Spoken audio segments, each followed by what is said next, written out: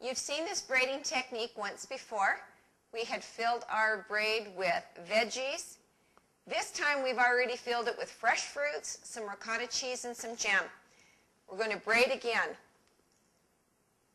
Take the top slit, fold it over and connect it at the third one down. Then just start working your way back and forth, pulling up the sides to help seal the juices in.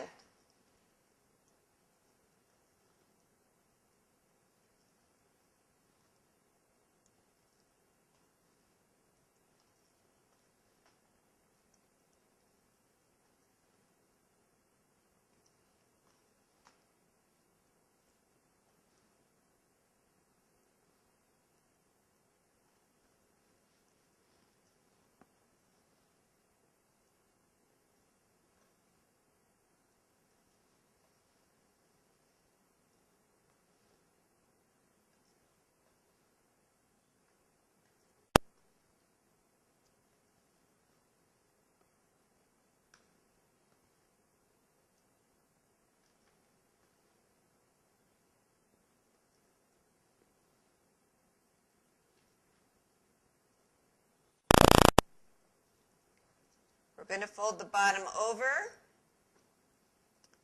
to seal it up on the end, and we'll take the other end. We've broken it off, and we're going to bring it down here to this end and seal up this end as well.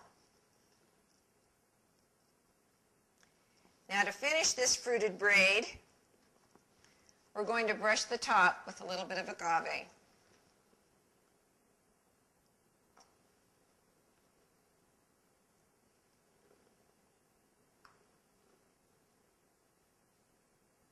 This will help it brown a little bit. Put a nice little glisten on there. It'll make a very pretty finish.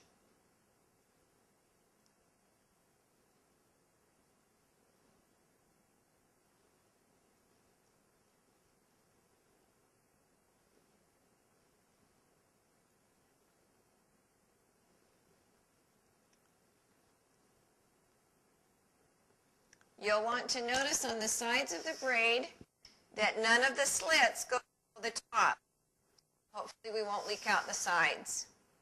We're going to set this aside and let it rise for a little while, and then we'll bake it for 18 minutes at 450 degrees.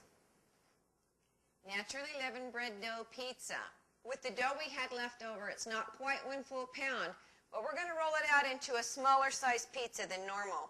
If we had a full pound, we would fill a jelly roll pan like we do with the braids or the pitas. But since we don't have that much dough left, we're going to use a smaller pan, and we're just going to roll it out and make a fun little pizza with some of our children's favorite toppings.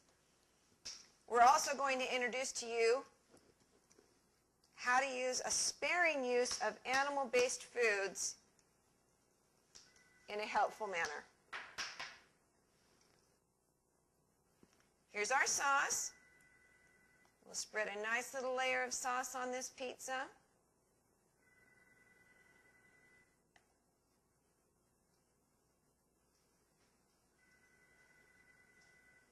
Shut that door.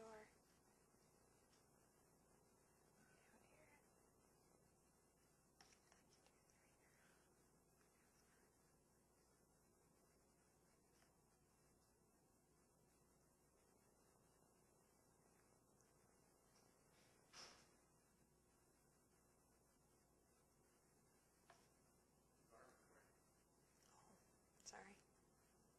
I just thought we could stop it before the phone started ringing and turn it back on and say, okay, now that we've covered our dough with sauce, but you can just edit that out, I guess. Okay, now that we've covered our dough with sauce, let's put some toppings on. We're going to sprinkle a little bit of pineapple. We like the tidbits or the smaller chunks. Those are our kids' favorites.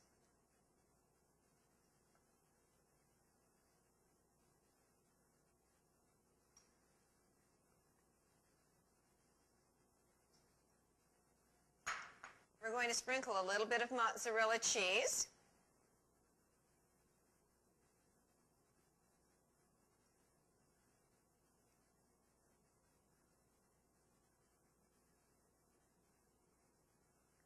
little bit goes a long way.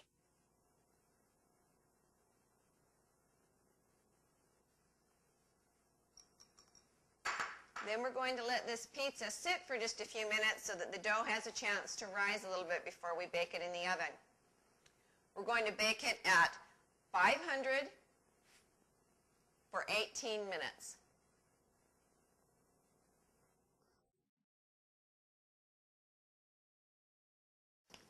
We're going to press the dough out into a rectangle. We're going to cover it with a little bit of agave and use a pastry brush to spread it around. You'll want to get all the edges so that every single cinnamon roll has some in it to make it sweet and gooey and tasty.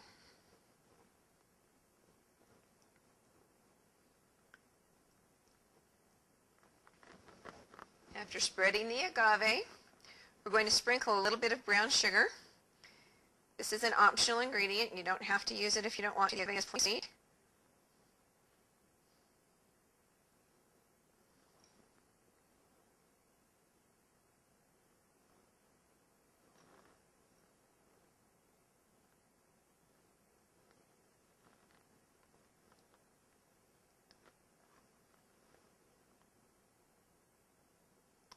And after a little bit of brown sugar, we're going to dust it with some cinnamon.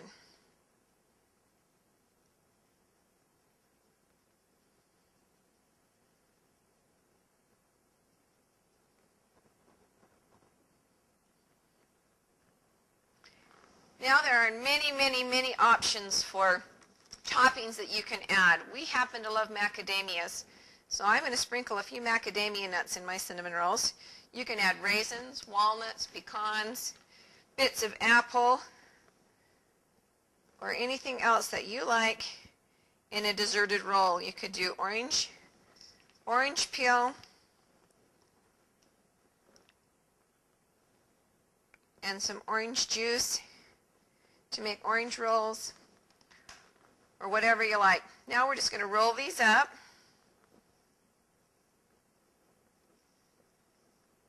Just like you would any other cinnamon roll.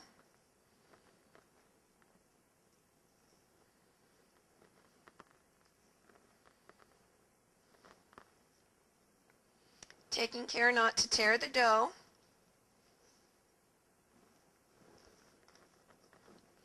Now these are going to be little itty bitties. I call them finger rolls because my children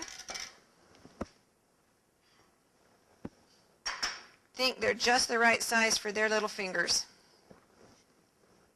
We're going to cut them about 1 inch to 1.5 inches thick, and we're going to put them inside a pie tin that has been sprayed with no stick spray. I like to take just a moment to open the top edge of the rolls. It makes them look really pretty, helps them lay nicely.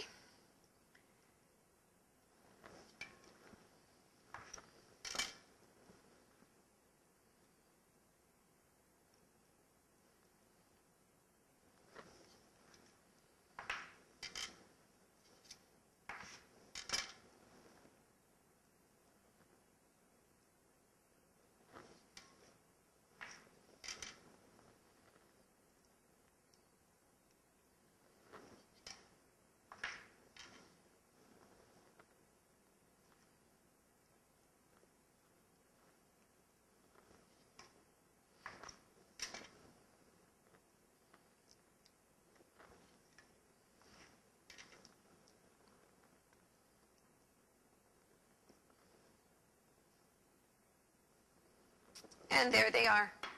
We're going to let these sit and rise for a little while, and then we'll bake them.